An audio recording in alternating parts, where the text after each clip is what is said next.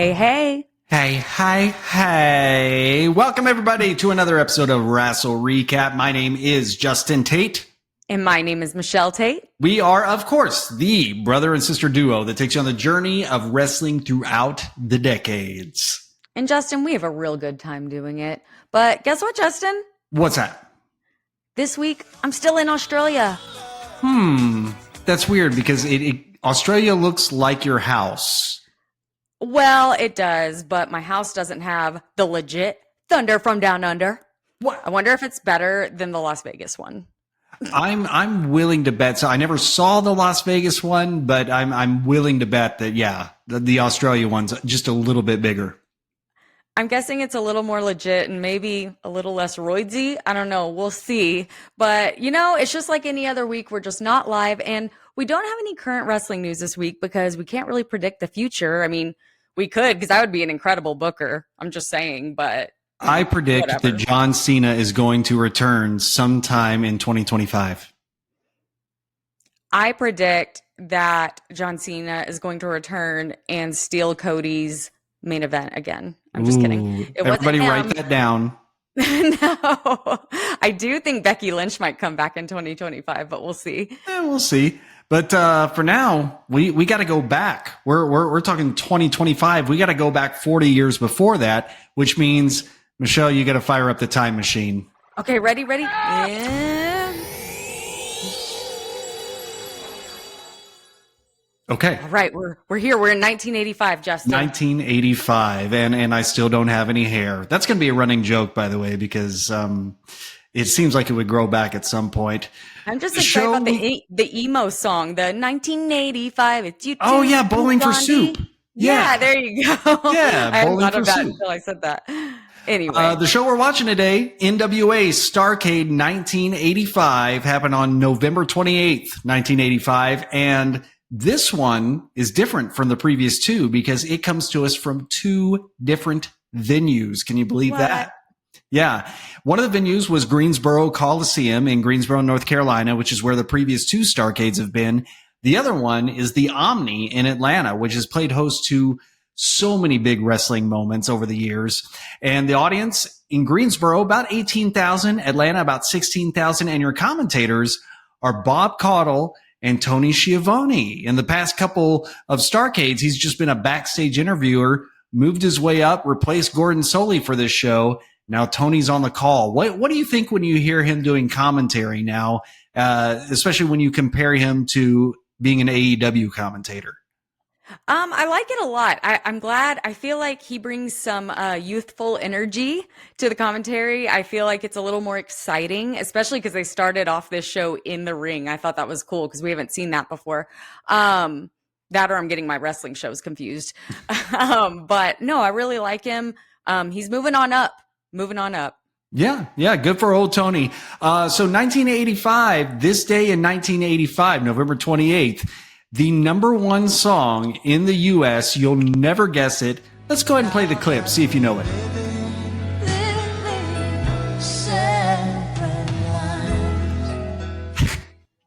What a weird song. Yeah, okay, it's Separate Lives by Phil Collins.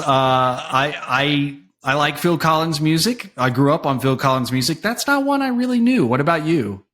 I didn't know this song at all. And, we've been having some jams, Justin. We've had, like Wham and, all of these really cool songs that, you just want to get up and dance. And this one just sounds sad and it's like a duet. And it's like, oh, we're separate now, so we got to hate each other. Man, such anger in 1985. I don't know. I do have a theory that I've shared with you in the past, and that is that anytime that you go to a supermarket, specifically United, you will hear at least one Phil Collins song play. It's a thing. They have, I think it's a rule. Every 5 songs has to be a Phil Collins song.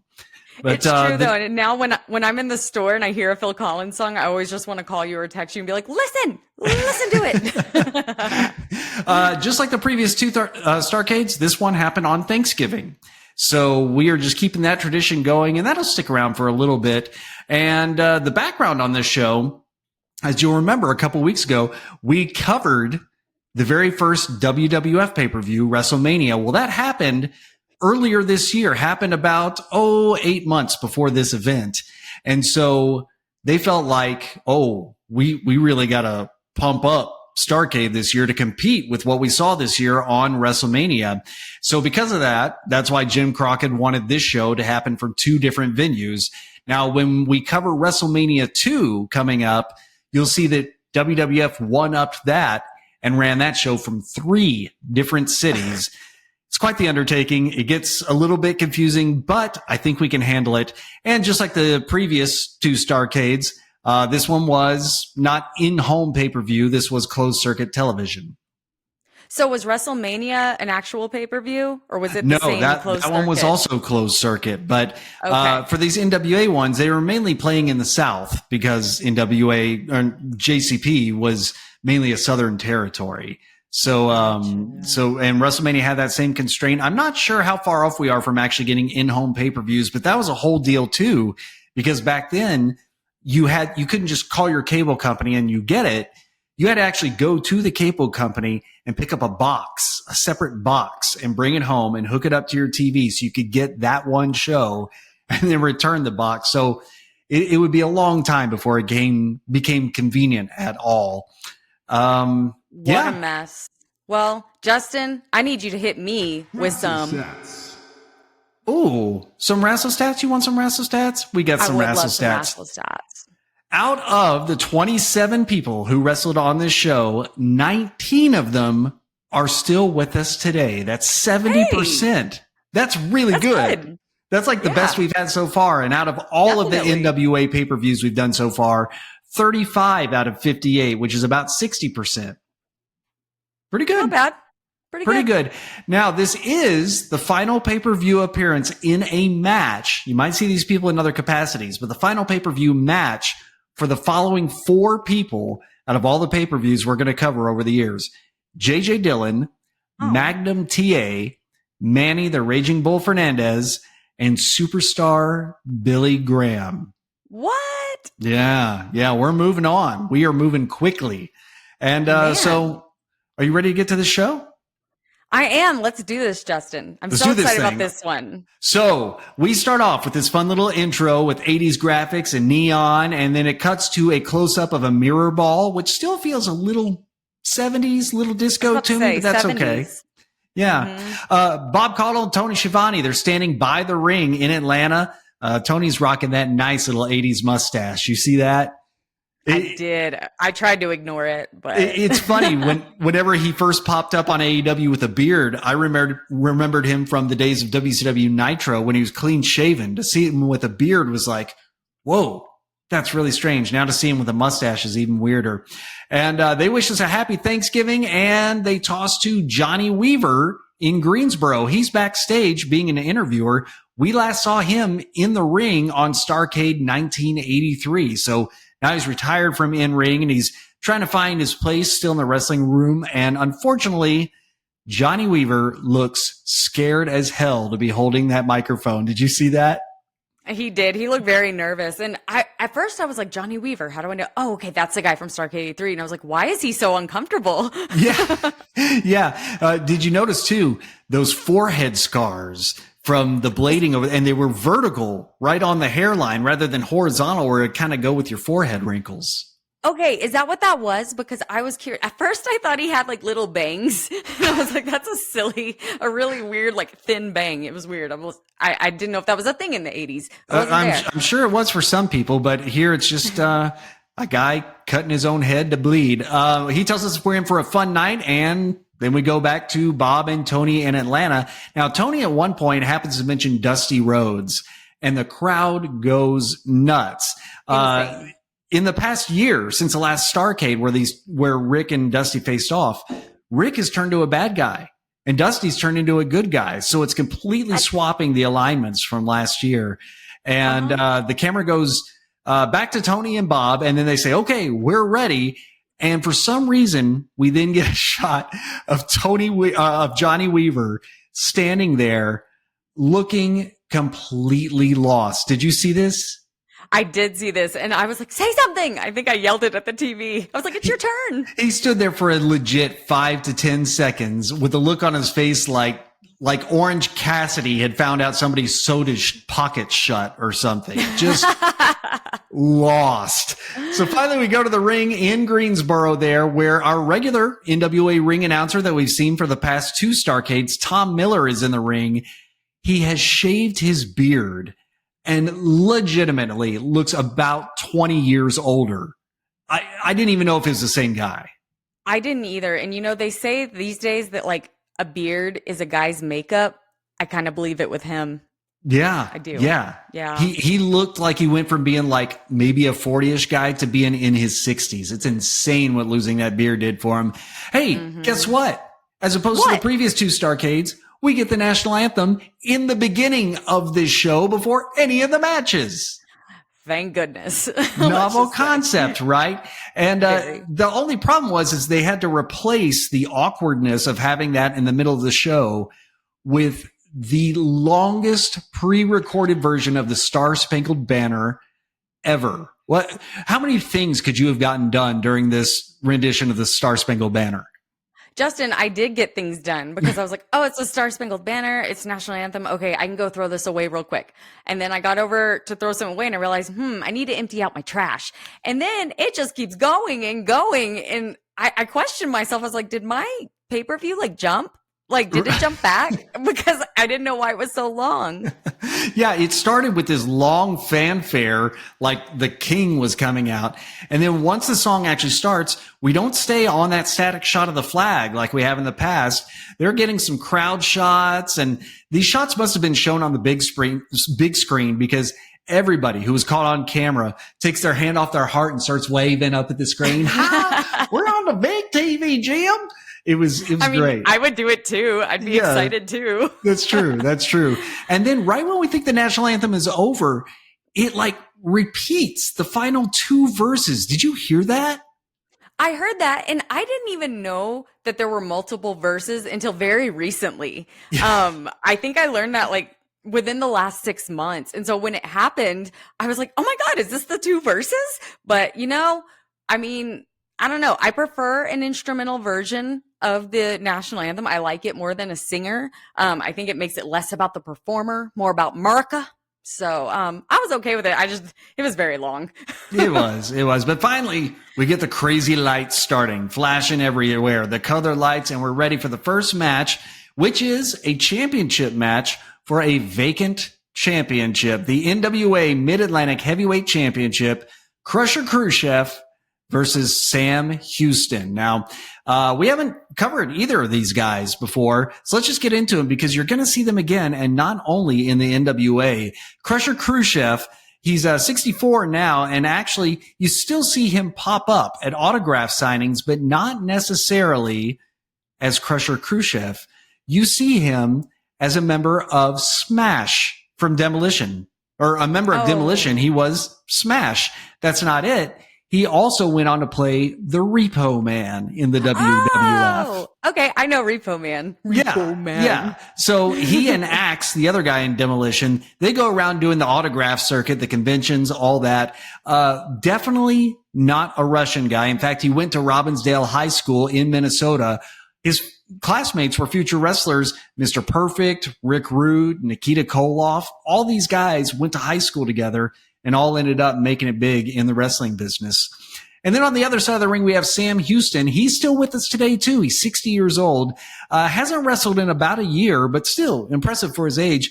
His father was Grizzly Smith, the wrestler, and his sister was Rockin' Robin, who we will see later in the WWF. She was a wrestler, and his half-brother is Jake the Snake Roberts. How about that? Man, this whole wrestling world is so incestuous. It's like the 7 degrees of, I don't know, Kevin Bacon. Yeah.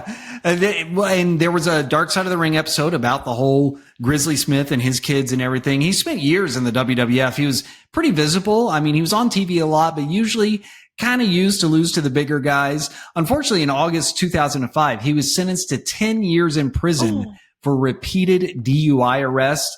He got out early because he started popping up at wrestling shows about 5 years after that. But there's who we have in this match. Now, the NWA Mid-Atlantic Heavyweight Championship was vacant heading into this match, so we're guaranteed a brand new champion here. Tom Miller, who we talked about, he shaved off his beard, but he also, unlike previous years where he had a stack full of papers that he's trying to rifle through, get his taxes done, he switched to index cards. So how about that? Lost the beard, gained some wisdom. Thank goodness. Justin, can I ask you a question? Yeah. Why was this title vacant? Do you know? Like, you know, I'm not sure. I tried to look that up, and I'm not sure exactly what led to that. However, it's kind of hard looking back on shows like this. Whereas, now if you say, oh, I want a recap of all the Raw episodes between this date and this date, you can kind of figure it out. Back then, there hasn't been a whole lot of recaps done of these shows, just kind of results. Okay. So it's hard to figure out. Crusher, he waves the Russian flag during his intro. Sam Houston gets a big cheer from the women. They like him a lot. They did. Yeah. They did. But, you know, I was cheering for Sam Houston, though, because Justin, we went to his elementary school. We went to Sam Houston Elementary.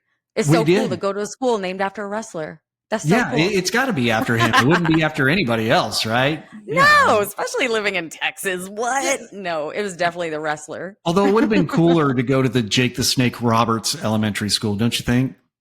Well, hell yeah, there would have been a snake to play with, the class pet. Now, the referee here is former wrestler Sonny Fargo. He had also been a referee at the previous two Starrcades. He made his wrestling debut in 1950, actually the brother of wrestler Jackie Fargo, and both of them had long careers in the territory days. Now, Michelle, we have talked about odd referee outfits during these Starrcade events. There's been some doozies, but I think this one takes the cake so far, wouldn't you say? Oh, I absolutely would. It was so bad, Justin. So Sonny Fargo is wearing a banana yellow one-piece jumpsuit, complete with flared legs and a belt that was working overtime to stay buckled. And on top of that, he's doing like these weird hand motions. Did you see this? It was like he was doing an early 80s version of the Macarena. I have no idea what that was. I did notice the weird hand motions, but I'm laughing because I literally referred to him as the banana in all of my notes. I'd be like, oh gosh, banana is back. The banana is back. So one thing I noticed during this match and the rest of the show, the commentary is so minimal. There's like hardly any commentary. And I thought maybe this was like a feed issue because Bob and Tony are in Atlanta and some of these matches, particularly this one, are in Greensboro. But no, I don't know if that was just a choice, but even at some point, one of them would tee the other one up for a response and it would just stay silent. It was odd. So do you think it was accidental or do you think it was just kind of a choice of not speaking? You know, as much as commentary has always constantly spoken, I would have to think that it's some sort of an issue. But if it was a choice, it was an awfully weird one. I agree. But we get into this match, really good chemistry between these two guys. It's a good mix of a bigger guy in Crusher Khrushchev and a smaller guy in Sam Houston, who Sam Houston wasn't really even that small. He's probably about 6 feet, but Crusher was just so big here. But there was nothing in between them that made me think, oh, well, you know, that little guy, he couldn't pull that off with a guy that big. Did you notice that? Yeah, I did. And I could tell he wasn't super tiny and that, Crusher was just that big. And I think the audience being behind Sam Houston so much kind of helped, you know, in kayfabe, like boost his confidence. Like it got his adrenaline going. Right. No, that makes sense. At one point, Crusher gets a 2 count and Tony says, well, I think that time Crusher thought he had a pin. And it was like, well, why else would he have gone for it? Tony's still working on it. He's still learning. He's still new. He's trying, Justin. He'll get there in, you know, 2021 when he shows up at AEW, whenever that was. Boy, the back acne on Crusher here. Again, not saying he was doing anything to get that big. Just he kind of looks like he had an allergy test done. That's all I'm going to say.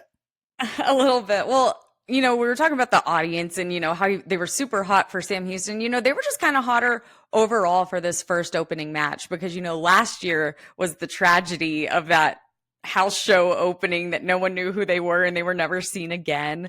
But what sucked is I noticed, okay, the audience is really hot, but you can't see them. And I don't know if that's because like lights were off or if cameras just like weren't that high def, but it reminded me of when you play an old school Nintendo game and it was like the same 5 audience members just duplicated over and over. And the reason why I had this thought is at one moment, this woman just stands up and waves her arms and then sits back down. And I was like, that looks like the old video games, like where they were like random movement, go. So I wish we could have seen the audience a little better, but I really think it was just more of a cameras weren't as good back then as HD back then. So it was just kind of a blur. Yeah, yeah. You want to light that crowd so that we can see, oh, wow, this is the place to be. Now, as we've said in the past, any Russian at this time would immediately get booed. And it was the case here. Even Crusher, he had Houston in a bear hug here, and the crowd is chanting, USA, USA. It was such I think every show we reviewed so far had at least one Russian gimmick on it, hasn't it? I think so. And as someone who was born in 90, I'm so confused by that because even like, okay, let's use my timeline. That's like having like, 9/11 associated countries being the thing. And that didn't happen really. So I don't know. It's just so bizarre. I'm like, why are y'all so obsessed with Russia? But anyway. Yeah. So they go back and forth here. Finally, Houston thinks he's won the match, but Crusher, unbeknownst to him, had his foot on the rope. And while Sam Houston's over there celebrating his win, Crusher rolled him up for the 1, 2, 3. He wins the match and the vacant championship in about 9.5 minutes. What'd you think here? Well, Justin, I really liked that the heel won. I think recently we don't see a lot of heel wins, at least not people that, I can't think of a heel right now that I'm like, God, I just hate them the way they hated Crusher. Because now the heels that are getting wins are like Gunther and MJF, and they're heels, but everyone's still going to cheer for them and be excited that they won. So I kind of liked this, that everyone in that place hated this Russian dude, but he still got the win. And I feel like that's kind of rare these days. It is. It's almost like now, because we're all so aware because of the internet and all that in order for somebody to get truly hated and booed, it would have to be for something in their life away from the ring. They did something heinous. They said something terrible. And that would cause the actual hatred towards these people. But it's an interesting thought. Yeah, these people were into the love and into the hate.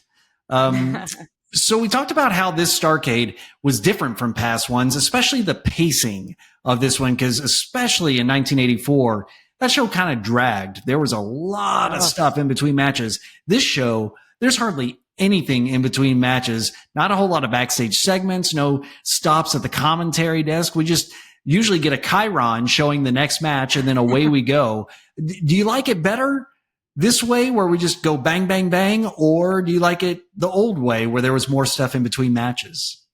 For this decade in time, I like it this way a lot more because I felt that in the past 2 pay-per-views, it was like those backstage segments were pointless. Like, it's not like it was advancing the storyline, even for like later in the pay-per-view.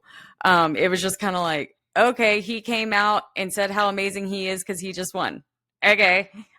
So I actually liked it this way. I love storyline and I love, little interviews and stuff during a pay-per-view if it matters. But I think that's what contributed to the other ones kind of dragging. And maybe that's just because I wasn't as familiar with the talent or what was happening at the time on TV. I don't know. What do you think? Yeah, I mean, I think there's a happy mix to be had. If you look at the modern equivalent, WWE can have a pay-per-view with 5 or 6 matches, but it'll still fill 2.5, 3 hours because there is a lot of stuff in between, but a lot of setup. And I think they aim that towards casual fans who might just then be getting into it. On the other hand, you have AEW who on their pay-per-views, they have 14, 15 matches, but they don't do a whole lot in between. It's pretty much get in, get out, get in, get out. So I think there is a happy medium to be had there. Maybe that's why I'm such an AEW fan, is because I have no patience. And so I'm like, yeah, just get it. Let's just get it done. Let's get through this. Let's just go. Yeah, let's not be up till midnight plus the press conference for 2 hours or whatever the thing is. Yeah. Hey, I don't go to bed at 8, so I'm fine with it. I'm fine staying up till 2 a.m. Hey. All right, Justin, let's get into the next match. It is the Mexican Death Match, and we are in Atlanta. So we're switching over to Georgia, and it was Abdullah the Butcher versus Mr. Manny Fernandez. This is a great match. Of course, we already saw Abdullah the Butcher in Starrcade of 1983, and we saw Manny last year in 1984. When they were coming out, did you see that audience member grab Abdullah's hood? Yeah, and what an idiot, because that's one guy that nobody wanted to mess with. Yeah, he looked pissed off, and the police like jumped on him. And now if that happened, I'd be like, oh, that was staged. But back then I was like, oh my God, that dude, he's gonna get killed. Yeah. Yeah. And did you notice too, not only did Abdullah almost bust his ass on the way to the ring, he tripped over something, but the ring announcer in Atlanta, he doesn't need papers or cards. So step it the hell up, Tom Miller. For real. Yeah. Like I watch like Samantha Irvin and Justin Roberts, and I'm like, how do they memorize all of that? It's a lot. I saw an interview with one of them, or maybe it was somebody entirely different, and they quizzed her. They said they just named a wrestler. I think it was Samantha Irvin, and she said this many pounds from this city, and she just knew it. Like it's really impressive stuff. Question for you. Was Abdullah the Butcher bleeding from the forehead before this match even started? Okay, this was in my notes too. I didn't know, for me, what it looked like upon very close observation, even hitting pause a couple times. For me, it looked like he had maybe like an injury or like a cut or a big old round scab, because it was round, maybe from an earlier match like on TV or something, and it was halfway healed. That's kind of what it looked like, because it wasn't dripping or oozy. It was almost just like a big half-healed scab, I guess. Okay. Well, it was... Yeah. And speaking of, like, Manny Fernandez starts bleeding like immediately in this match. I didn't even see what caused him to bleed. Did you? Thank you. No, I didn't see that. And I was hoping maybe you would know it, but I'm guessing he just, snuck off to the side and went going, because I never saw it. And I didn't even see a move that would have caused that. Yeah. So I think they just like blood, which I know we'll talk about later. But man, when they were on the ground, Manny and Abdullah are on the ground, both of them. And Manny like picked up Abdullah and like flipped him over. I was so impressed, because that is a big boy. And to be laying on the ground and be able to lift that much weight and throw it, that's pretty impressive. That was pretty good. Yeah. Yeah. I think I noticed that one too. It was that monkey flip from the ground up to the other side. Yeah, it was really good. Right, yeah. And then the hammer and the boot, those were great weapons. I mean, the hammer was brutal. It was the hammer for the ring bell, right? Yeah, and it looked real when he was hitting them with it. I mean, sometimes those punches, get pulled 5 inches away from the face, but that one looked pretty convincing. Well, and we should tell people that the point of this match, they had put a sombrero on a pole in the corner before the match, and whoever got the sombrero first was the winner. Yeah. So it was called odd. The Mexican Death Match, but it should have been the Mexican Hat Match, because that's all you were going for. You could do the Mexican hat dance.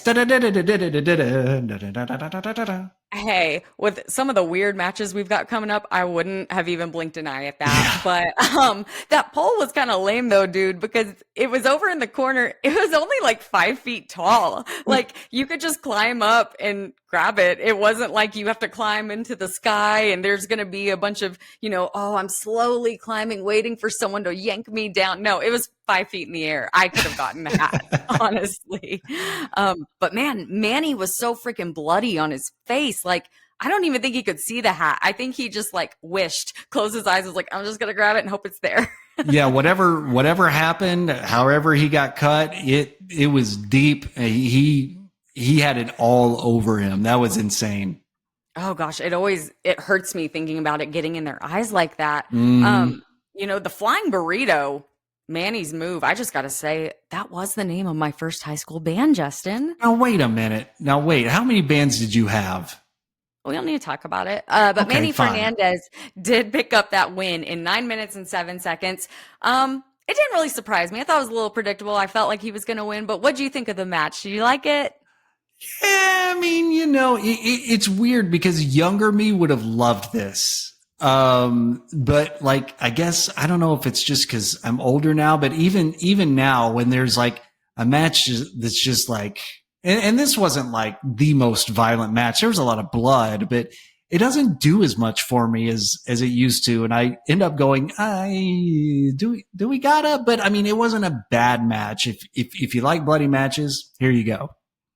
Yeah, and I feel bad saying this, but I just get really anxious when I watch Abdullah wrestle, and I think it's because he's just so big, and I worry. Like every time he hits the ring, it sounds like the ring is breaking, and I don't know. He makes me nervous. I don't know why. But after the match, we head back to Greensboro. Johnny Weaver's backstage with Crusher Khrushchev. Khrushchev or Khrushchev? It can Khrushchev. be either Khrushchev. Oh, that's a different one. Who I expected this guy to have an accent because this is the first time we heard him speak. And so when you said he was born in like Minnesota or whatever, I'm like, that makes sense. That checks out. He thanks Nikita and Ivan, but wait, this guy is supposed to be Russian. He has no accent, not even an attempt at an accent. He even refers to his motherland of Russia and how the Soviet Union is superior to the United States, but alas, from Minnesota. It's just so weird, Justin. It's just so weird to me. It really was. I thought he would at least attempt one. And no, he's just talking like a regular old American dude. It was very off-putting. It was very weird.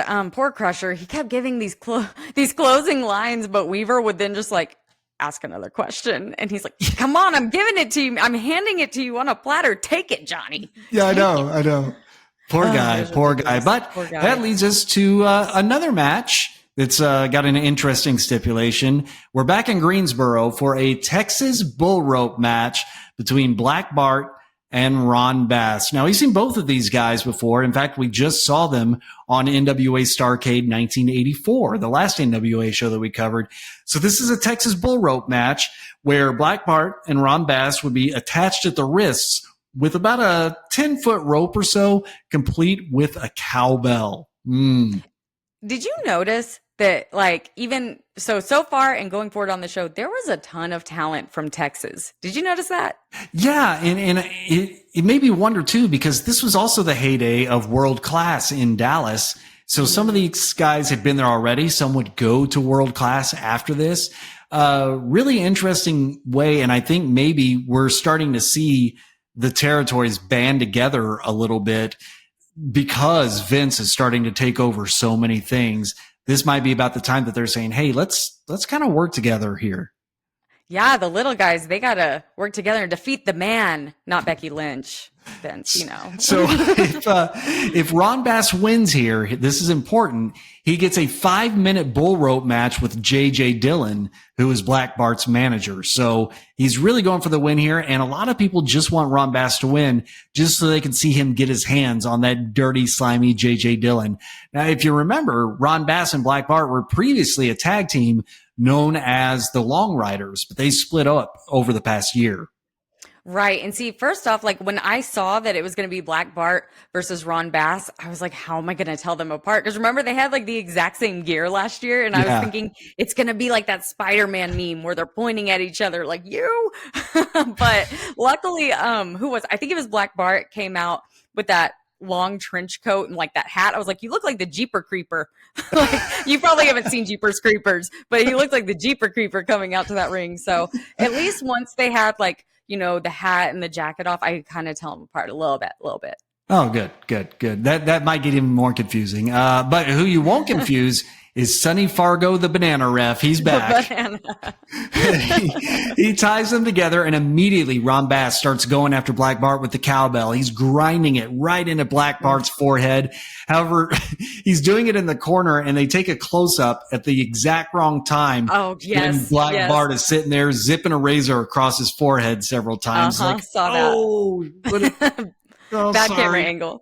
Yep. Yeah. But, by the way, we talked about the last match being bloody and this one being bloody. If you don't like blood, do not watch anything past the first match on this pay-per-view, because I believe other than the first match, literally every match on the show has blood. Am I wrong about that? No, you're not wrong. I had the same thought, and it's all like very fast bleeding. It's not, we're going to wait till the end of the match, because a lot of these matches are under 10 minutes. So it's like right off from the beginning. They're like, covered. Yeah. Yeah. And right after this, I mean, Ron Bass starts bleeding. Again, long stretches with zero commentary. You could do your own commentary at home if you wanted to. These are two bigger guys, you know, and it is a Texas bull rope match. So it has a slower pace, but anytime Ron Bass gets some offense in, the crowd is up for it because again, they want to see JJ Dillon get his.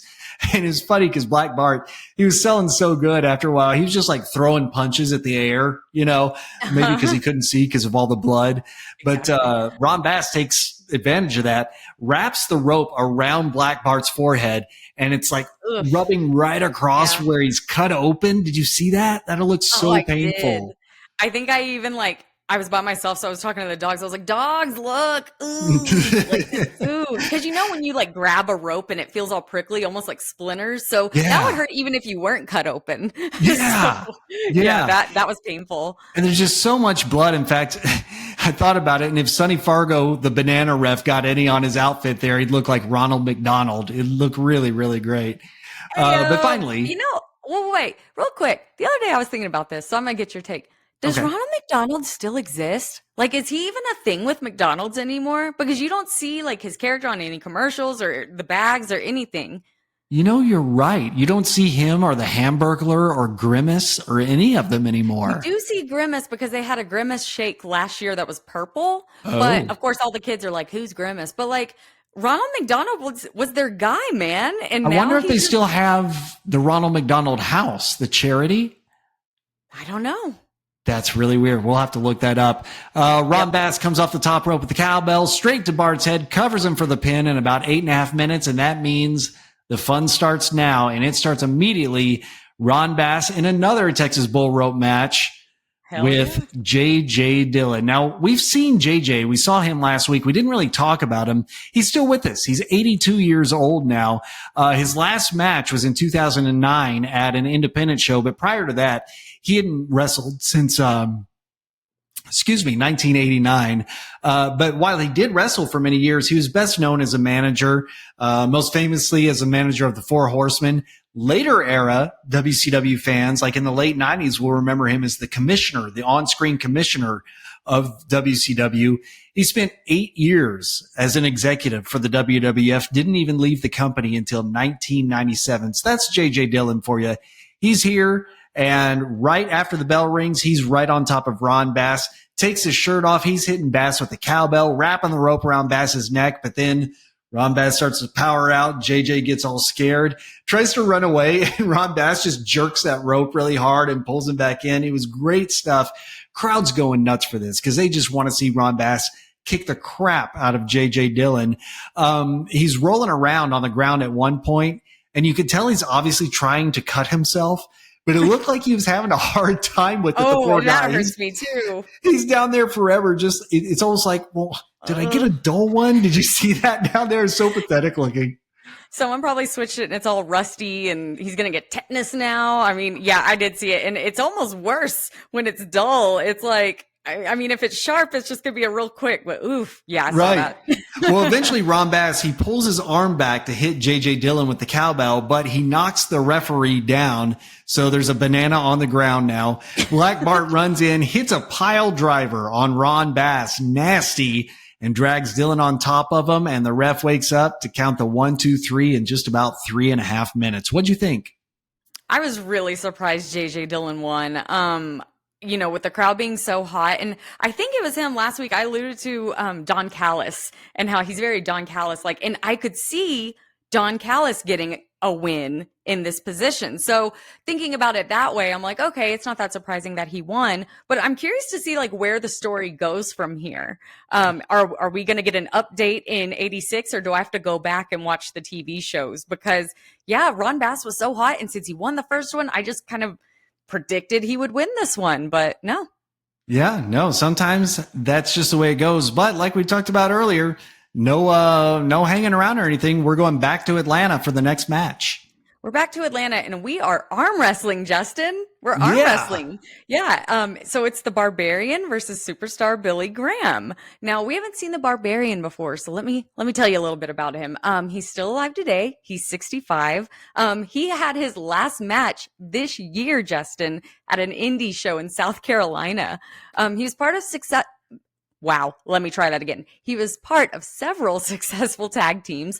The Powers of Pain and the Head Shrinkers, they were both in WWF, and then the Faces of Fear in WCW. And he can still be seen both working matches on the independents and doing like signings at conventions and stuff. So far, maybe he hasn't even had his last match. It's just the last one he did was in 2024, just right now. Fun fact, he's got 7 kids, Justin. That's why he's still working, because he has to pay for all of them. It makes sense because barbarians way back in the day didn't probably have birth control. They just took a chance. They're just barbaric. They're like, let's have 7 kids. Let's hate ourselves. I don't know. And then of course, superstar Billy Graham, we saw him in 1984's Starrcade. Now I'm real sad now that I know that this is his last pay-per-view, but Justin, I've got to say, arm wrestling freaks me out. There was a guy with me on Ghost Hunters Academy. His name was Eric Baldino, and he was a professional arm wrestler. And he would tell me like how you have to like strengthen and stuff because your forearm can just snap. Ugh. And he showed me these videos where the bone just and the whole thing collapses. And ever since then, I don't like arm wrestling at all. So I was watching this like through my fingers. That's freaky. Yeah, I mean, you're right. There's, Chris Jericho claims like in his first book that he has a secret to arm wrestling that if you use it, you will literally never ever lose. I don't know what it is.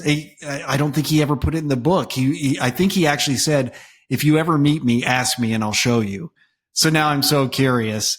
But did you notice here that the arm wrestling table, whenever they do arm wrestling for real or even on wrestling shows, they have like the special table and it's got like the peg there to hang on to, a couple of pads.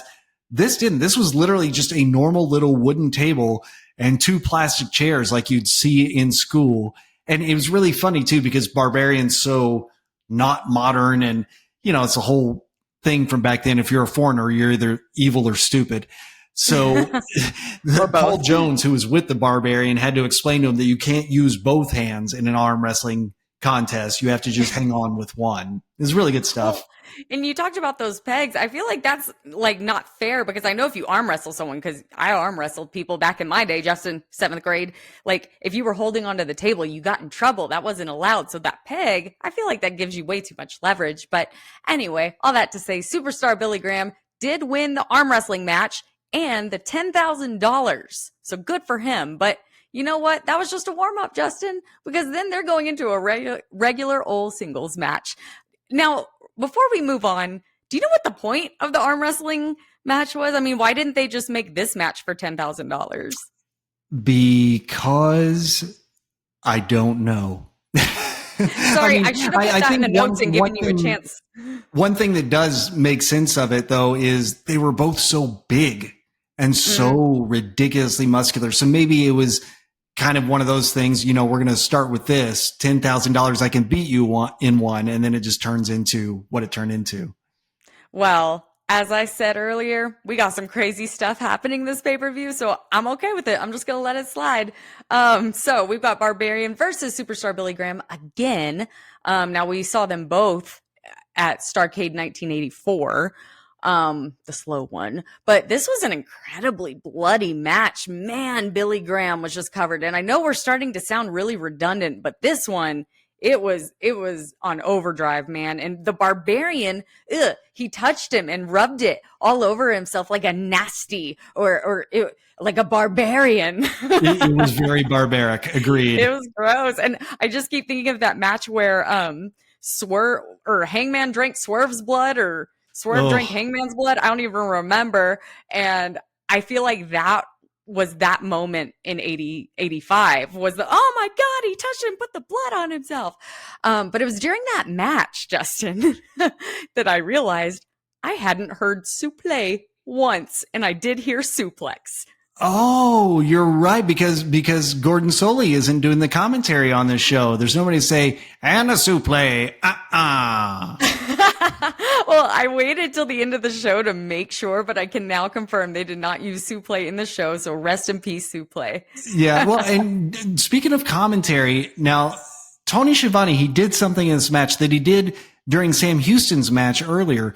He referred to something as this guy's move. You know, here's his move, and it kind of feels like maybe we're seeing the evolution of finishing moves being more common.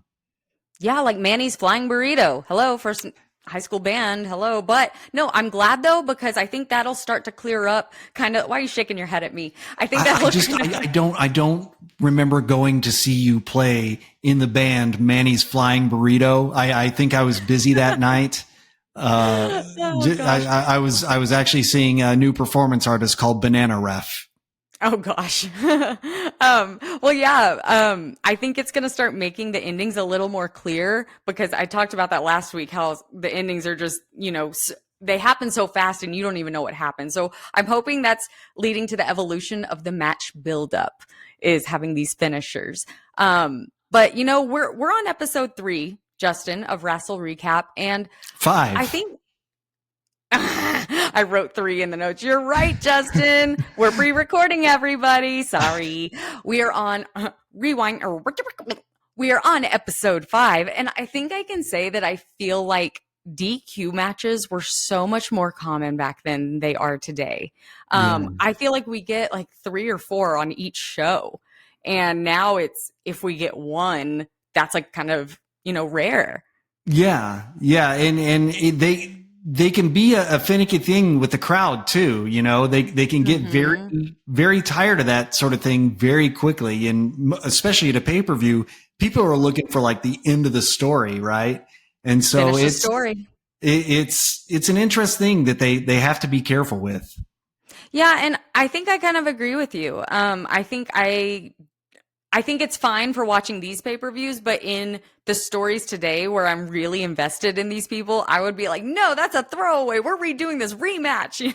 Yeah. So, but yeah, Superstar Billy Graham did win the match via disqualification in just 3 minutes. Yeah, so, it was a quick one. It was a very quick one.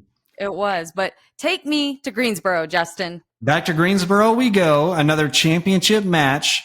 The NWA National Heavyweight Championship. The champion, Terry Taylor, versus Buddy Landel. We haven't seen these guys before on any of our pay-per-view reviews. So just really quickly, Buddy Landel, he died just about 8 years ago or so at the age of 53. I believe he was actually in a car accident, but I could be wrong about that. I hate that.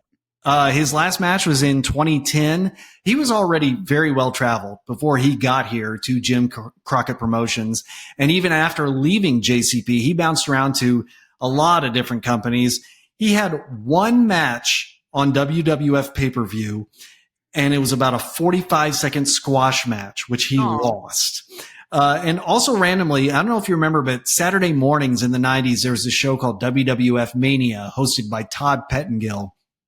And randomly on that show, Buddy Landel had a WWF championship match against the champion at the time, Bret the Hitman Hart. Way out there.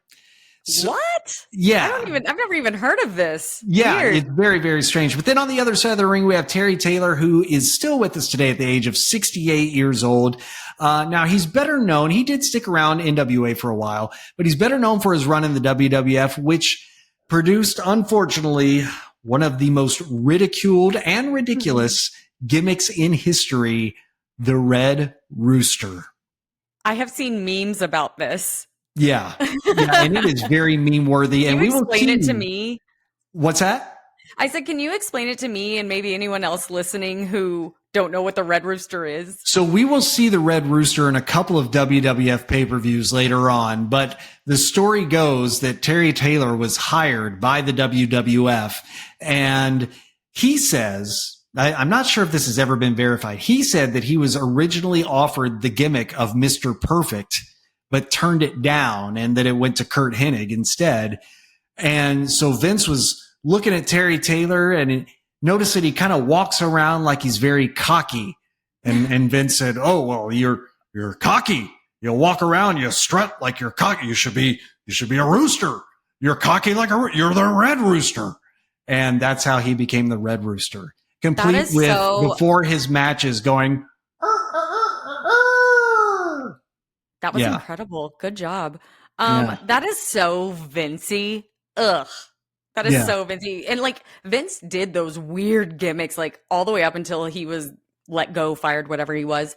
But yeah, that's silly. I'm gonna have to YouTube that because honestly, I'll probably love it. But thank you for clearing that up, Justin. Yeah. So after he worked in WCW and TNA, he returned to work backstage at WWE, where he still helps with training at the Performance Center to this day. So he's still working at it. If you notice here, Buddy Landel, when he's entering, looks just like Ric Flair with the hair and the robe. And the Chiron said he's entering with J.J. Dillon, but Dillon isn't there. He's still recovering from that bull rope match. Okay, can you please explain this? I was like, why does he look just like Ric Flair? J.J. Dillon refers to him as the Nature Boy later on. Like, what was the point? What was this? Like, was he actively just trying to impersonate and like make fun of Ric Flair? Tell me, Justin. So the interesting thing is the original guy called the Nature Boy was Buddy Rogers, who was the first ever WWF champion. He was called the Nature Boy.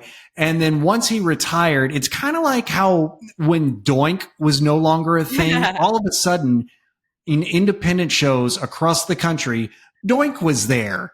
And it was, of course, not the same Doink, but they just had Doink everywhere.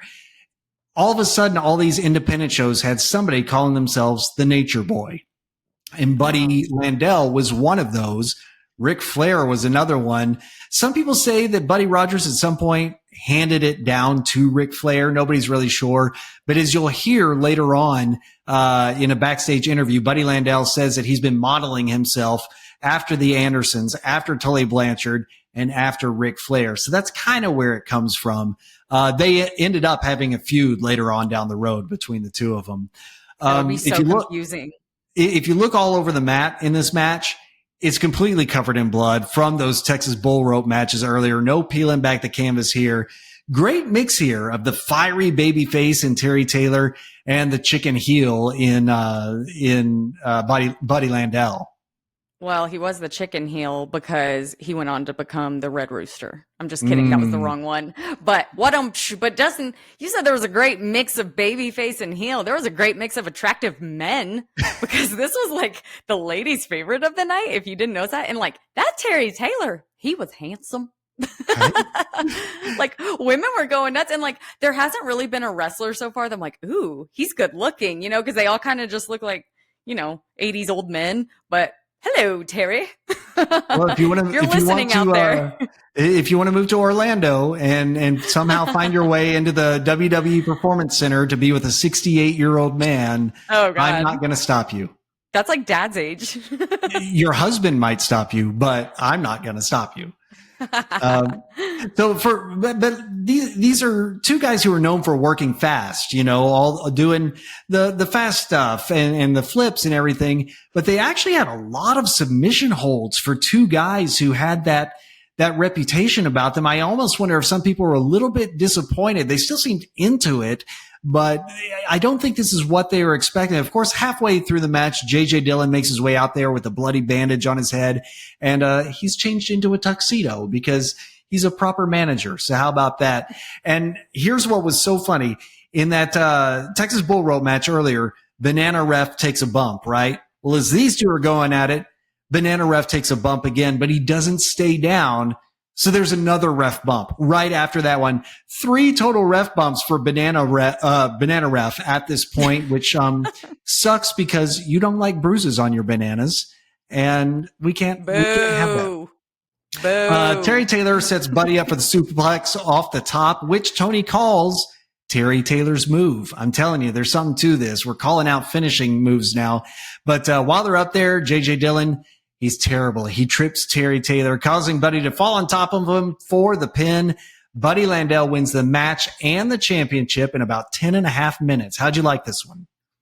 I liked it. I was surprised by the end because I thought Terry was going to kick out on two because Buddy had him pinned for so long, but the bruised banana finally got over there and started the count. And it was like the slowest crawl ever. So I was thinking, oh, okay, he's gonna, kick out on two and this is gonna keep going. But no, the pin happened. Buddy won. I was shocked, but I still don't understand this Buddy Ric Flair thing. Maybe it's just because I'm looking back on it, hindsight 2024, haha. But maybe they don't realize they looked so similar because I don't know. I feel like a lot of the wrestlers look similar back then. I think they would make more of a deal of it later on when they were feuding. And okay. So it was kind of like a you're trying to be me, no, I'm not type thing. Yeah. Did you think he was going to kick out as well? Yeah, I did because it just seemed like they were setting up for that. But then when you think about it, it's one of those where I catch myself watching it with the modern brain and going, well, when the heel cheated back then, it usually paid off for them. And so that was the only thing that made me go, oh, no, this is probably the finish. Yeah. But after this match, no time wasted. We're going back to Atlanta for more in-ring action. We are. And I'm a little bit impressed with them, how seamlessly they would make these transitions in 85. I mean, we saw kind of the cluster of last year, so they came a long way. We've got a tag team match, Justin, and it's the Minnesota Wrecking Crew, who are the champions, versus Billy Jack Haynes and my man Wahoo McDaniel. Yes. He's back. Yes. So we got some exciting participants. Arn Anderson. It's our first time seeing him. He is obviously still alive at the age of 65. His last match was in 2000 at WCW Thunder. Super cool. I love WCW. There's some memories watching WCW Thunder every Thursday. Right? Up until recently, he worked backstage as a coach for AEW, and he was the on-screen manager for Cody Rhodes when he was in AEW. He was an original member of the Four Horsemen. He replaced Gene Anderson in the Minnesota Wrecking Crew based on his physical and wrestling similarities to Ole Anderson, of course. Now, I saw Arn sitting on a slot machine in the Bellagio. We were there for Double or Nothing like 2 years ago. And, most of the wrestlers stay at MGM Grand and you can see them walking around. But I guess Arn was staying at the Bellagio, but I didn't approach him. I was scared. I think I took a picture down below and just sent it to you. I was like, I see Arn Anderson. Sorry if that was creepy, Arn. Ole Anderson, we saw him last week in Starrcade 1984. Billy Jack Haynes. Now, he looks just like Nick Camarado from AEW to me. Do you know who that is? I do, and that's crazy. You're right. That's I never thought about that. The size, the hairiness, like he looks just like him. He's still alive and kicking at 71. He had his last match in 1995 at a house show in Memphis. But he did train in the infamous Stu Hart Dungeon in Calgary. Yes. He had a little bit of a nasty exit from WWF in 1988. He either didn't want to lose a match or he did the match and then was fired immediately after. CM Punk. Oh, what? All in. What? Oh gosh. Do you need a cough drop over there? You good? I do need a cough drop, Justin. But earlier this year, Justin, he was arrested following a 2-hour standoff with police. Right. Yes, he was expected to be charged with murder after police found his wife's body with a gunshot wound to the head. So I don't know if he's been charged yet. I don't know if they're still trying to figure that out. Yeah. So I see a future episode of Dark Side of the Ring already written. I don't know how it hasn't happened already, but and then of course we've got Wahoo McDaniel, who we saw last year on Starrcade. I'm Mr. Wahoo from Midland. I'm becoming a real good fan of his. I'll talk about that in a second. Mm-hmm. So not gonna lie, when the intros happened, when they came out, didn't know which one was Arn, didn't know which one was Ole at times. I mean, they were so similar. Once I got into the match, I was like, okay, it's obvious. But man, when they walked out, I'm just like, how are they not related? Well, here's the thing. At that time, when this match happened, Arn Anderson was 27 years old. Oh God, kill me. Which so many people have joked about. Arn Anderson has looked 50 since he was in his 20s. And now when he's whatever age he is, he looks younger than he actually is. He's just been stuck at the age of 50 like his whole life. He probably came out of the womb wearing his glasses with a beard and a horseshoe hairline, kind of like mine. But and then if you notice, his son, who was in AEW briefly, Brock Anderson, he looks just like Arn Anderson does in this match. It's wild. Oh, definitely. And I guess they're both not with AEW anymore, correct? Yes, that's correct. Okay. Okay. Well, Billy Jack Haynes, I don't know what was up with his gear, but it just said Oregon on the butt. Like, did he just like the state? Like, I'm very confused. You would think that like maybe like a couple of trees or something, or maybe a hippie smoking a joint on there. I don't know. But yeah, it just said Oregon. Like he just had like a shirt from like Oregon College or something, and he just cut out the Oregon. It was like, this will look cool. I'm going to make some trunks out of that. It was weird. Now, the first Starrcade that we watched, 83, Wahoo was a good guy, and then he was a bad guy last year, so now he's a good guy again, apparently. So I'm just, yes, like, I am such a fan of Wahoo McDaniel, and I think it's because I remember him as a very young child, like not him as a child, but when I was like 3 or 4, and it was because of the headdress. That's what I really remember. But I don't know. I get this vibe. I mean, obviously he's older, and I get this vibe that he's just kind of very knowledgeable about the wrestling industry and like maybe a good locker room leader. And I could be totally wrong on this. I don't know. I just think he's respectable. You know, I'd like to look up more backstage stories on Wahoo McDaniel because he was around for so long and must have seen everything you can think of and worked for so many people and with so many people. It'd be fun to find out more about him. Definitely. Yeah. So the Minnesota Wrecking Crew won the match, of course, and retained their championship in just 9 minutes and 28 seconds. I thought it was a fun match. I knew, like, this was the match that, you know, every card has that match that you know for sure who's winning. This was it for me. Yeah. What about you? The Andersons were on such a roll here, and this is right before, I believe, the Four Horsemen would be formed in 1986. And they were on such a roll, and you got to love Wahoo. You got to love Billy Jack Haynes. That's fine. But you kind of had the feeling that this team wasn't winning any championships. Yeah, definitely not. And like, good for Wahoo, you know, taking those losses and whatnot. Good for him. He's a good guy, Justin. He is. And he's one of ours from out here in West Texas. Maybe that's just why I get him. We get each other. Maybe Justin. So. Maybe so. So we're going backstage with Johnny Weaver, who maybe is starting to get a little more comfortable, I'm hoping. But he says we're taking a 15-minute intermission. So at this point, I'm like, oh, God. I'm just like, throw my remote. I'm like, here we go. But thankfully, you're going to play that national anthem 5 more times all over again. No, it's 15 minutes. It'll just be once. It's fine. Yeah. But thankfully, Justin, if you're watching on Peacock, they cut it out. Oh, thank God.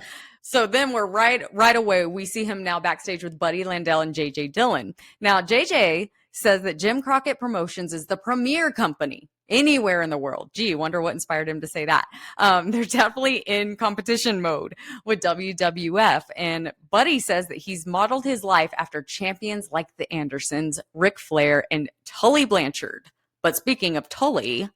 Yes, we have Tully Blanchard in the next match. And it's from Greensboro, and there's more blood because it is an I Quit steel cage match. Tully Blanchard, the NWA United States Heavyweight Champion, defending his title against Magnum TA. And this one, boy, did it have some blood, and boy, did it have some weapons.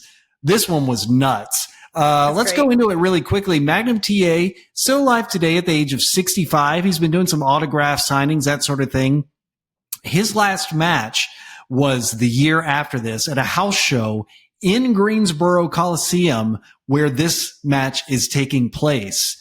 And so if you're wondering, Magnum TA, the name, the Magnum part comes from the popularity of the TV show at the time, Magnum PI. And then the TA comes from his real name, which was Terry Allen, Magnum TA. Now, at this time, he was being groomed to be the NWA World Champion. I mean, women loved him, and he just knew how to get that fire as a good guy. And they said, hey, we're going to run with this guy. Let's start setting him up. However, The year following this event, he crashed his car into a telephone pole, completely shattered two of his vertebrae. In fact, the doctor said that two of his vertebrae just exploded basically on impact, and had to go through all sorts of rehab, but it ended his career, and it kind of left him as one of the biggest what ifs in the history of wrestling. Really, really sad stuff. Dark Side of the Ring episode about him was really enlightening. And then, of course, Tully Blanchard, we saw him last week on Starrcade 1984. So let's get into the match. Tully, he's entering with all this smoke around him. There's all sorts of smoke around him. It looked like a Friday night at Matt Riddle's house, actually.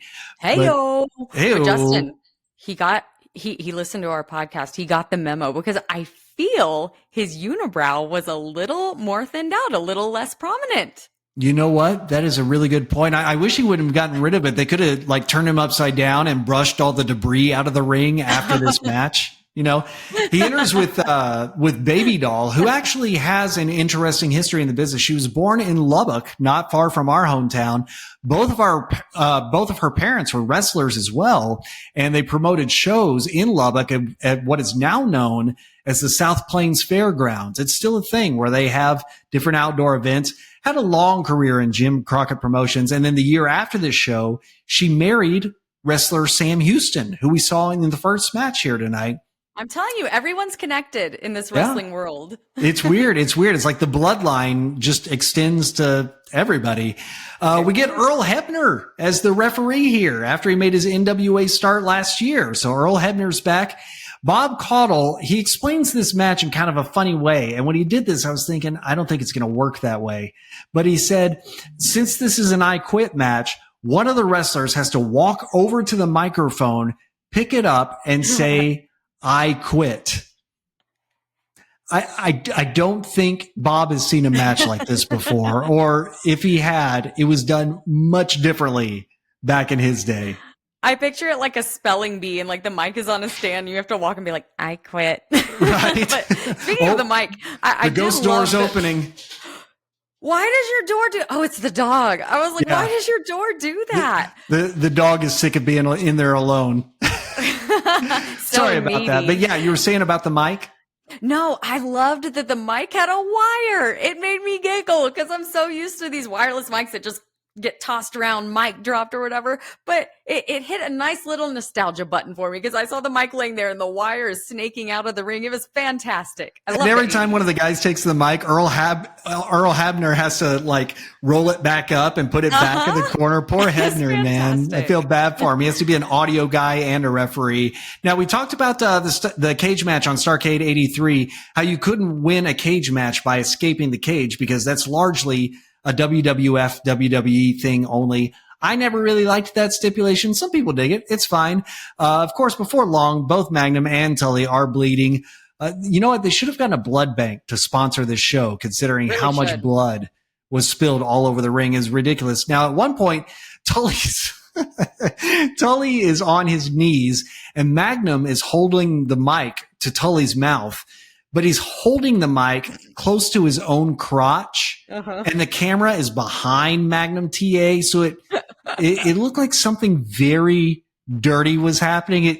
It looked less like an I Quit match and more like an I Spit match. I'm sorry. I had to make the joke. You nasty. That's nasty. I'm sorry. Justin, I totally saw that, but I thought I'm going to be mature and not put that in my notes. But I could rely on you, brother. Yeah, of course. I'm 42 and think like I'm 13. It's fine. The crazy thing is Tully isn't bleeding from his head. He's bleeding from his shoulder. I think from maybe where he got thrown into the cage earlier. Might have been where it supposedly did it. Right. Because just last night they had Blood and Guts at AEW. Obviously, we're pre-recording. And I noticed Matt or Nick Jackson was busted up in the shoulder. And I think he got thrown into the cage too. So maybe that's like a common thing. It makes me wonder if Tully bladed his shoulder is what I was, because it was gushing a lot. And unless he just caught like a, oh God. Oh boy. That's so funny.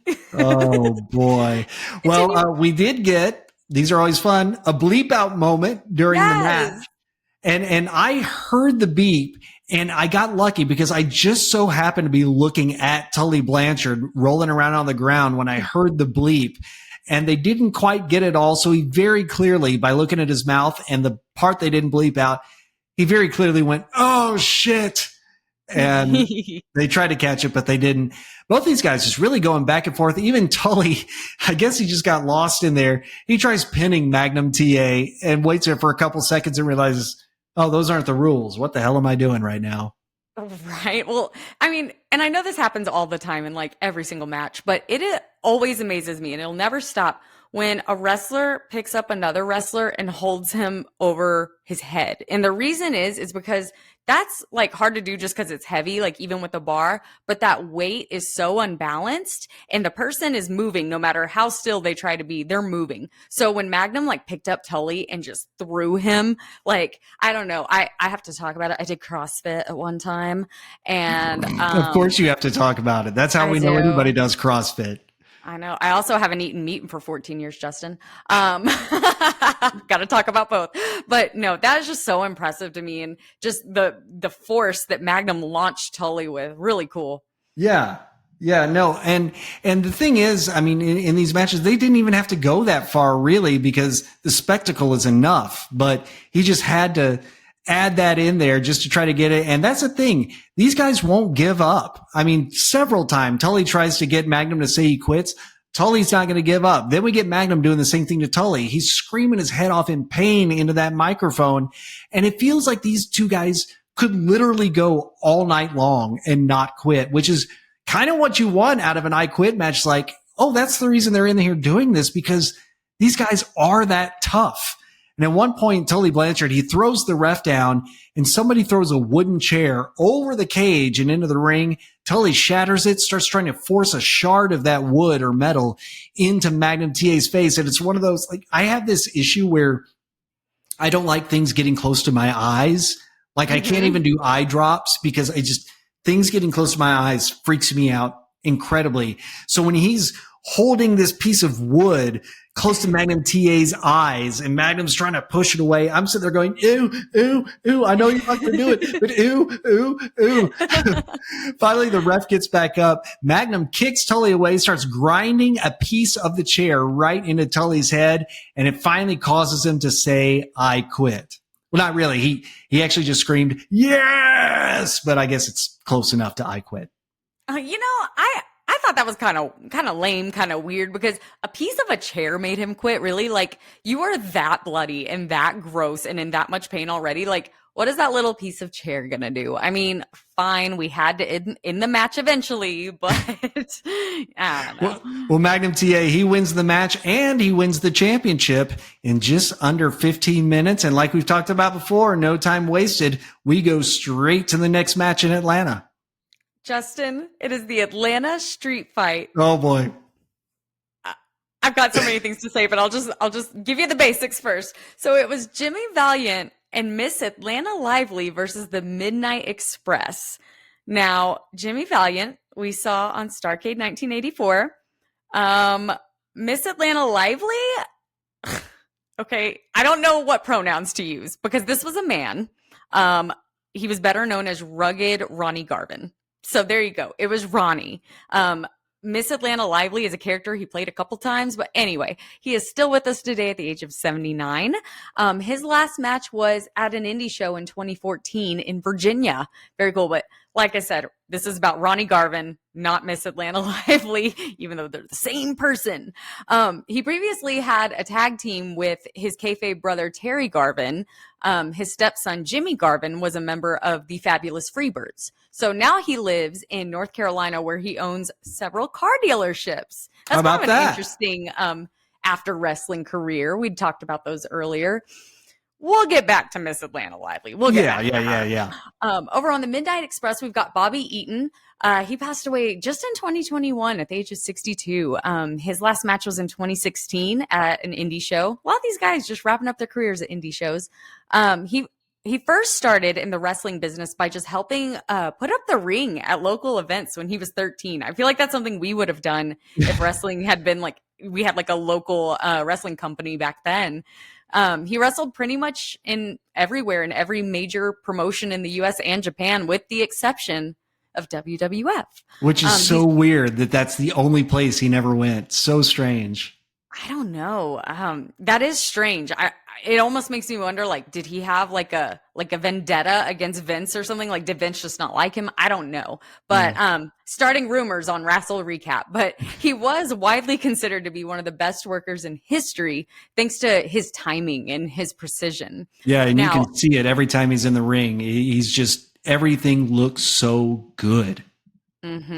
So, other half of Midnight Express, we've got Dennis Condrey. Now, he's still alive at 72, and he wrestled last in 2011 at an indie show. So, before this, he was an original member of the Midnight Express in Alabama, with Randy Rose. When he left the NWA, he didn't give notice to the NWA or even Bobby Eaton or Jim Cornette. Like, he just peaced out. He just smoked out of there. Yeah. He sure did. He was replaced in the Midnight Express with Stan Lane and eventually became a trainer at the WWE Performance Center. Do you know if he still is doing that? I don't believe he still is. No. Yeah, he's 72. He deserves retirement. Yeah.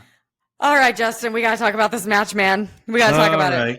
I have so many questions. So just number one, what was this dubbed? Was this dubbed music like for Big Mama and Jimmy and Miss Atlanta Lively? Because it was this creepy piano happy clown music, and they had these costumes and this big hair. It was like a circus. It was like Doink's music. Doink the clown. It was like so. Yeah, what was that? It was definitely dubbed in music. Yeah, it was a horrible choice. Yeah, and then of course they had that lady with them.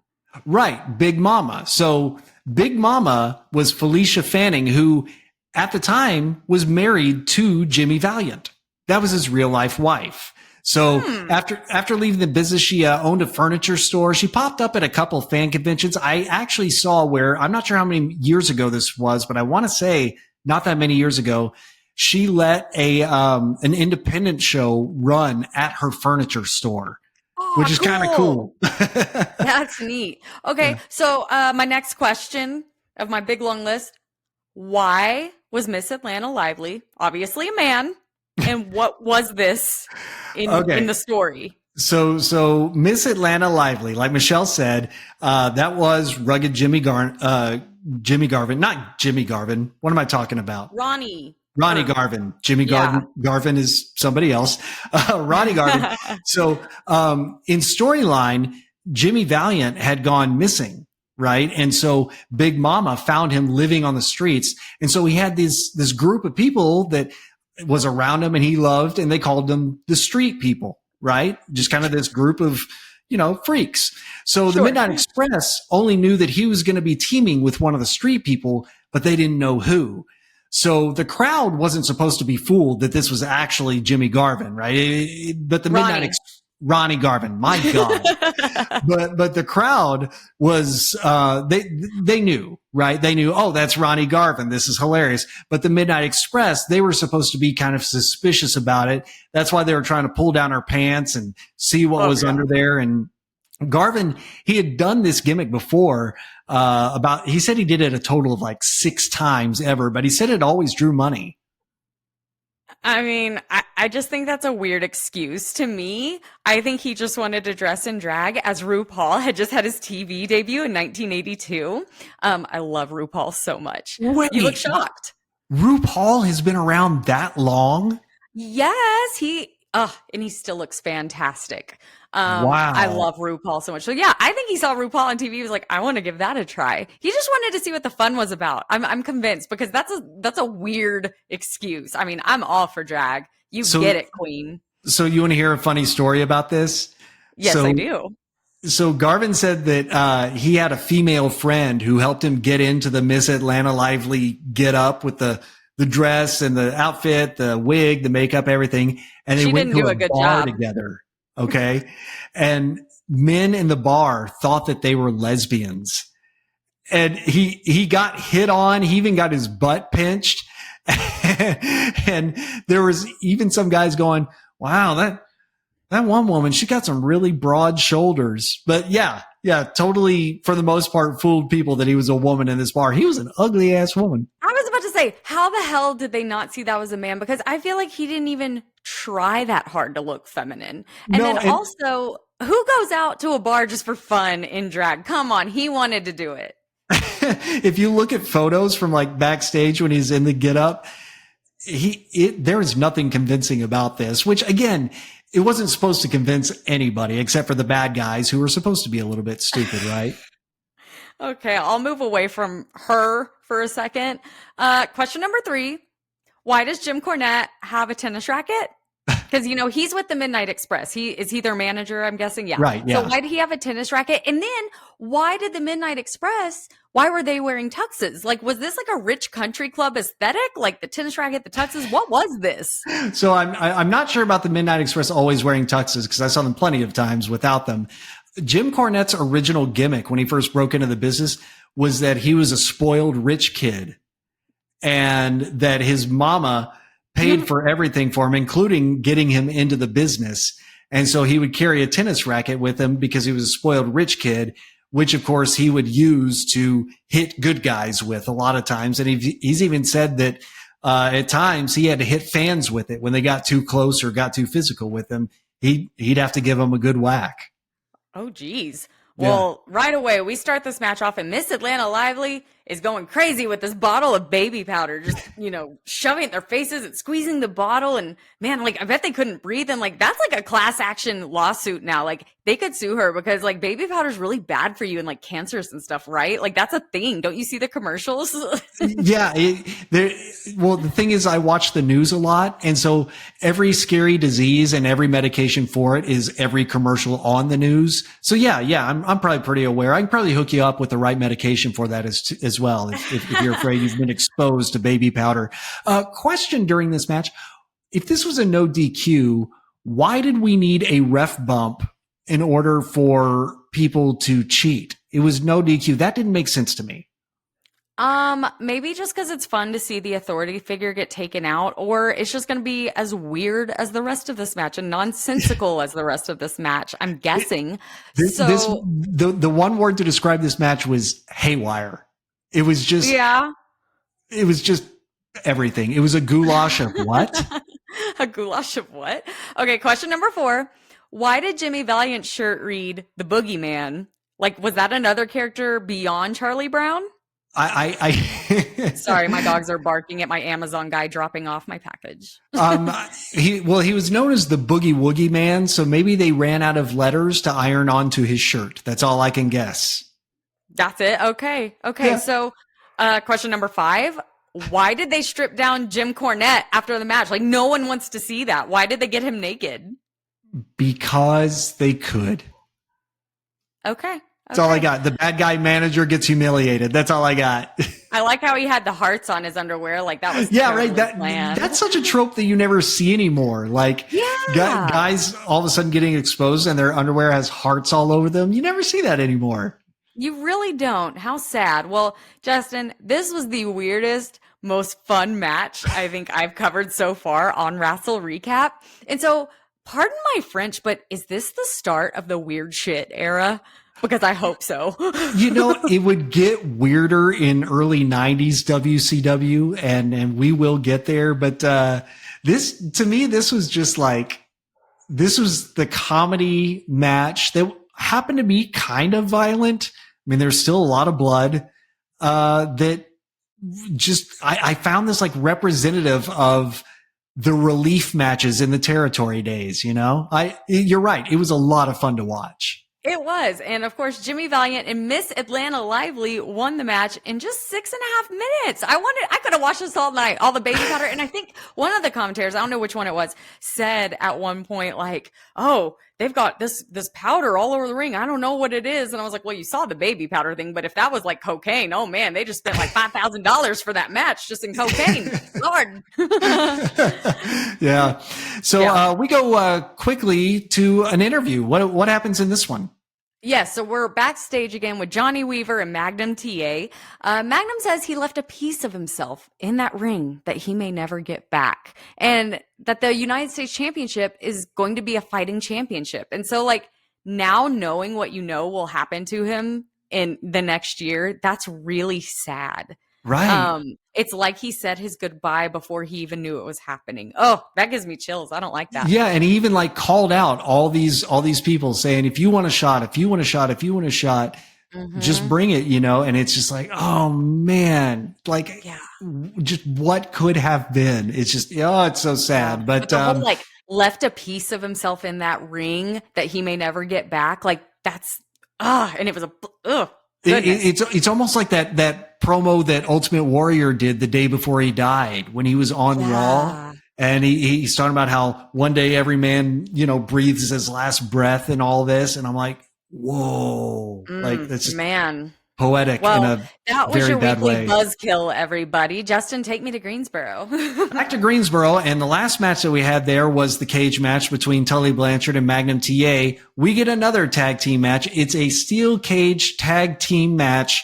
The Rock and Roll Express trying to win the NWA World Tag Team Championship from the Russians. Yes, that's right. Oh, the Russians. Yes, we've seen them again. Now, the Rock and Roll Express, long careers for these guys. Ricky Morton, still with us today at the age of 67, and he's still doing matches to this day.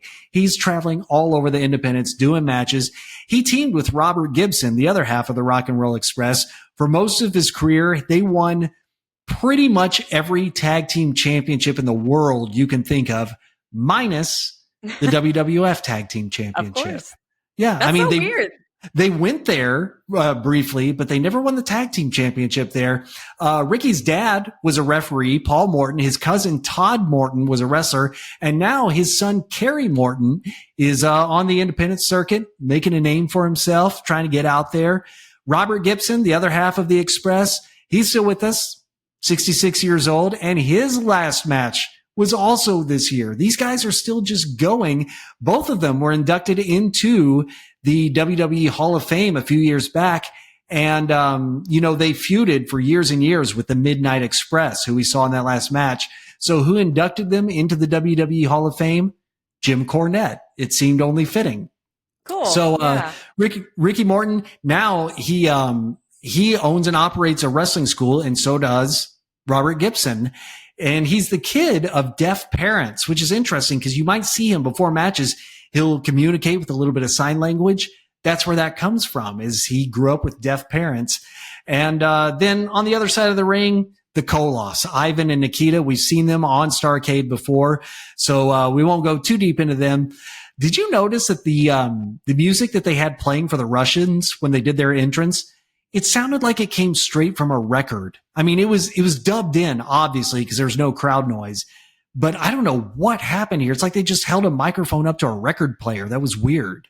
I didn't notice that, but yeah, that is strange. It's almost like maybe that's what happened is, they were on point the rest of this pay-per-view, but they're like, oh crap, we don't have anything here. Give me that microphone that's on the wire. Let's play something. Yeah. Well, Ricky Morton, if you see him today, he still has the same spiky mullet that he had in this match, except it's even longer in the back. Speaking of hair, the comb over job on ring announcer Tom Miller. Oh, Lordy. Whoa. Woo! Whoa, take it from a bald guy, Tom. Father Time is undefeated. You can't fool anybody with a comb over. In fact, I used to play a comedy character where I would get black makeup and paint a comb over on top of my head, and it looked exactly like Tom Miller's comb over here. Rock and Roll Express, they have Don Kernodle outside the cage. The Russians have Crusher Khrushchev on the outside, still trying to convince people he's actually Russian and not from Minnesota. Here's what I noticed here. It's interesting in a tag team match that's in a cage to see them actually following tag team rules. They're tagging in and out, which was odd. You would expect it to just be a free-for-all. Yeah. And that made it kind of confusing for me, just because I didn't know these talents super well, especially the Russians. So it kind of made it very hard to understand who was the legal man. Yeah. And because they were all kind of just like at many points, all four were just fighting. And then they kind of go off to their corners. And Tony says that there are no rules in this match, so I don't know really what the incentive is to tag, except later he clarifies that an illegal man can be told to get out of the ring, but they can't be forced to get out of the ring. But the legal man still has to make a pin. But Honestly, I almost wonder if the evolution of tag teams in a cage being a free for all rather than tagging in and out is one of those good evolutions that just cut down on Yeah, the confusion. I think so. Yeah. Yeah. In no time at all, just like all the other matches, all four of these guys are bleeding. There's blood all over the place. Robert Gibson, he's in there forever without getting a tag, keeps trying, can't make the tag. Don Kernodle, he's starting a USA chant on the outside because, well, Russians. Eventually there's yet another ref bump and, Gibson has a pin on the Russians, but Nikita attacks. He puts Ivan on top, but the pin's only for 2. And then in all the confusion and mess, Ricky Morton finally gets a roll up on Ivan Koloff for the win. How'd you feel about this one? You know, I was just kind of on it. And I don't know if it's because we went from like Tully and Magnum TA to Miss Atlanta Lively and then this one. And I knew Dusty Rhodes and Ric Flair was coming up. It was fine. It was a fine match. Again, I didn't know the talent super well, and I was like, oh, great, it's America versus Russia again. So yeah, I respect the talent that they had. They put on a great match. I think it was just kind of, when the crowd gets tired, it was kind of that to me because I had like Tully match and then Atlanta and then this one and then Dusty and Rick. So what'd you think? Yeah, I had a hard time on this one. I mean, I was taking my notes, but I was kind of feeling like I needed some time either in between a couple of matches to like, for them to let me up, and like, because these have been so bang, bang, bang, give me a second to breathe and process. And maybe that's what the Miss Atlanta Lively match was designed to do. But that just hyped me up. It was fine. It was fine. It did what it needed to do. Rock and Roll Express, they win the match and the championship in just over 12 minutes. But now it is time for the main event, and it is a rematch from last year's main event at Starrcade.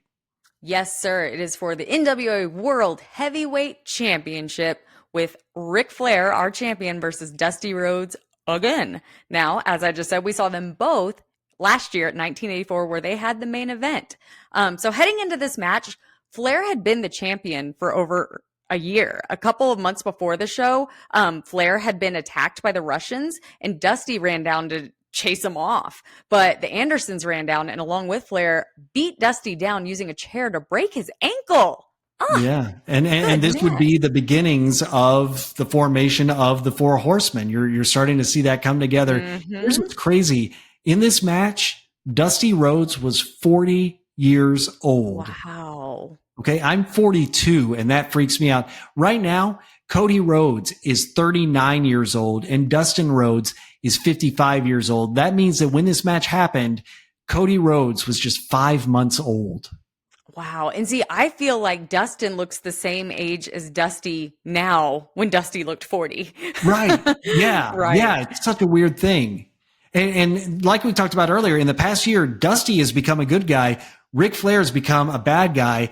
And it really shows because unlike last year, anytime Dusty gets any offense or he does one of his little wiggles or something like that, crowd eats it right up. They are behind Dusty and want him to win the title. Oh, I was eating it up when Dusty started twerking in the beginning. I mean, maybe like I obviously see that he was trolling Ric Flair and that twerking didn't exist, but I think it was the closest thing to twerking we had seen in those times, He was ahead of his time. He really was. But more than anything, I just want to say first and foremost, the pacing of this match was freaking flawless. Fantastic. It starts off fast and hot. It goes through some slower moments, but they're so well placed that I think the pacing was just like impeccable. Don't you think? Oh man. Yeah, this is a classic. And I mean, last year's match was a little bit weird because you had Joe Frazier as the ref and they had something they were trying to do there. And it was a pretty quick match, as I remember, like 10, 11 minutes. This one, they had some time and they were telling a story in the ring and it was so good. And I feel like Dusty is going to get to finish his story. Ayo. But man, Dusty, he wasn't holding back. He was slapping the hell out of Rick. Like, oh my gosh. I don't know if Rick just sold it really well, but every time he would like chop him, he would like fly back physically. And it looked really good. Yeah, you could even at times see the mist coming off of Ric Flair whenever you get it. And it's just like, oh, Lordy, Lordy. But as much as I enjoyed that, there's one thing that made it very annoying. There's some guy in the crowd who must have been really close to either commentary or a mic around the ring, because this entire match you can hear him going, woo, woo, woo, woo, woo. And every time that Dusty would like hit Flair with something, he'd go, woo. And so when Dusty's hitting these hits and chops and slaps over, you're just hearing this woo, woo, woo. Drove me insane. Maybe it was Tony on the mic. You don't know. I'm like, but Justin, did you hear them announce that the tickets to the upcoming Christmas Day show would be $3? Yeah. Did you hear that? I was like, dang, you can't even get a Slurpee for $3 these days. Can you imagine that? Just ponying up like you and I could go to a wrestling show together for less than $10. What do we pay to go to that wrestling show we went to the other night, that independent show? Hey, we got our VIP tickets for $25 each. Okay. See, Which honestly, that's still pretty good. We could have taken 8 people each to that show for $3 each. Pretty amazing. There you go. Now ringside seats like for Mania or a big pay-per-view are thousands of dollars. So that's wild. You know, it's so fun. You were talking about the pacing, but it's also fun to see how these two work differently than they did last year, just because they switched from being a good guy to a bad guy and vice versa. Their in-ring work is different. And, you know, at one point, Dusty, he reverses the figure 4, putting the pressure on Flair, which that is like one of the dumbest tropes in wrestling. And it drives me nuts every time they try to pull something like that off. Drives me insane. But why? It makes no sense. It's like, okay, so they're like this and their legs are doesn't make sense. Well, I know. It's wrestling. I get it. But like, their legs are like this, and then they turn over onto their bellies, and their legs are still like that. But now it doesn't hurt one guy, and it hurts the other. It's just, I know it's a visual thing to try to signal a change in momentum. It just drives me nuts. Fair enough. So so when Ole and Arn ran in, I thought, it's definitely the first bout of wrestler interference we've seen in an NWA pay-per-view. Because I mean, that's something that happens now, but I hadn't seen it happen up to this point. And so I started yelling. I was like, what happened? But did you notice when they ran in, people were throwing crap in the ring? Oh, yeah. They were mad. I think I saw a hot dog. Yeah, they were really upset. And that you just got to love that, because as much as people try to say, oh, well, kayfabe died, you know, at this time or this time, there were still people, particularly in the South, who hated the bad guys, truly. Yeah, definitely. Yeah. And, you know, one thing I noticed going back to that figure 4 leg lock thing is at one point, Dusty gets the figure 4 on Ric Flair. And truly, nobody sells being in the figure 4 better than Ric Flair sells being in his own move. Have you noticed? I mean, he gets put in it and he's doing that classic Flair. Oh God. And griping and shaking his head. But that gets the move over more for when he puts it on somebody. It's just great. Well, honestly, I was just worried I was going to see his butt again.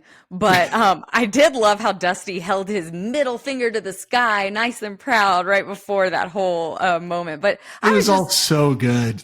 It was so good. So Dusty Rhodes obviously wins the match and hit the championship in 22:06. That's one of the longer matches we've seen on any of these NWA I think shows. The longest, yeah. Yeah, but I was so happy for Dusty. I love how everyone ran out to the ring to congratulate him, and it made him look extra babyface, that he had the support of the company behind him. Yeah. No, it was a real good, feel good moment to send everybody home with. Right. So that match, I hate this phrase, but I'm going to use it. It slapped, man. Like, it was so good. And I think also because it's kind of like the Cody Roman thing. Like, last year, we didn't get what we wanted. So finally getting to see what we wanted, it felt so good. You know, that's a really good point. That's an interesting parallel. Yeah. Right. So, yeah, I still don't like this post main event stuff happening backstage. I'm ready for that to go away. But this one was short. It was a lot shorter and it was kind of fun. Tony Schiavone looked so happy to have champagne like being sprayed all over him, which is completely opposite of his reaction when Jack Perry dumped his drink on his head earlier this year in AEW. Like, did he say, "Stop, bitch"? Well, he looked so pissed. that I thought it wasn't planned and like he was legitimately angry at Jack Perry. Yeah. But I mean, at least Jack used real liquid. Heyo! Oh, Lord. Heyo! So tell me what happens after this pay-per-view, Justin. Well, it's going to end with something you're not going to like, but we'll start kind of earlier on. Crusher Khrushchev, he'd injure his knee the next month, actually in January, 2 months later, forced him out of action for 6 months. Sam Houston, he'd leave Jim Crockett the next year, moving to Central States Wrestling. Manny Fernandez, he'd turn heel. He would join the Paul Jones Army and won the tag team championship. Abdullah the Butcher, we talked about Dallas earlier. He'd move on to World Class in Dallas, having bloody battles with Bruiser Brody. And if you've ever seen anything from that, it is bloody, bloody, gory, gross. Superstar Billy Graham, he'd return to the WWF, where he was once WWF champion, but he kind of had his momentum halted when he had to have a hip replacement right there towards the beginning of his run. About a month after this show, Buddy Landel, he had a disagreement with JCP management. He moved on to the Continental Wrestling Association. Andersons, they'd have to vacate the tag team championship in January when Ole Anderson was injured in a match. Billy Jack Haynes, he left JCP early the next year after a confrontation in Jim Crockett's office turned physical. And we're surprised that he got arrested recently. Ooh, no, right. He went to the WWF rather, feuded with Randy Savage over the Intercontinental Championship. Magnum TA, we talked about him. He kept building momentum before the car crash ended his career. Midnight Express, they won the tag team championships early in 86, but Dennis Condrey left the company for AWA, where he reformed the original Midnight Express with Randy Rose. And here's the sad, unfortunate part. Oh, that no. big, huge championship celebration that you saw. Unfortunately, the championship reign was short-lived because it was canceled completely. Referee Tommy Young reversed the decision, citing Arn Anderson's interference in the match. The result was then switched to a disqualification win for Dusty, and the title was given back to Ric Flair. That is... why would they do that? They just love the heels in this company. That is terrible. Ew. I'm glad I didn't know that when I watched because I don't like that at all. Yeah. So what are your final thoughts overall on Starrcade 1985? So much better than Starrcade 1984. Pacing, the match quality, it just seemed way more cohesive. The chemistry was back. It didn't feel off the way the last one did. What did you think? I had the same exact thought. What a difference a year makes. And maybe it was the competition they were feeling from WWF having put on WrestleMania earlier this year. Whatever it was, it worked. And I think they had a lot to show, not only that they could be as good as the WWF, but also to give their wrestlers some sort of hope that it was worth staying with them, that they could put on a big show too. I really enjoyed the show overall. The pace was great and a lot of fun matches, great action, and a lot of blood. A lot of blood. Now, Justin, can you tell me about the Wrestle Stats? The Wrestle Stats. That's right. Go to twitter.com/WrestleStats. And right there, you can see stats 30 minutes before every show the WWE, AEW, TNA, and ROH do. Also, weekly stats that count up all the wins and losses and rematches and title matches year to date. In fact, I was just looking at my phone in the middle of this recording, and one of my my Ring of Honor stats for tonight that we're recording were retweeted, quote tweeted by Kate from Fightful. So fantastic. Yeah, a lot of people getting behind it. A lot of wrestlers noticing it too. Don't get left out. What about you, Michelle? What can people do to find you? You can find me on the Twitter X at Michelle Tater. You can find me on TikTok, and that's at the Michelle Tater. I think Michelle Tater was taken. I was like, who else wants that? That's weird. But yeah, that's where you can find me. I talk a lot about wrestling. I do some live tweeting.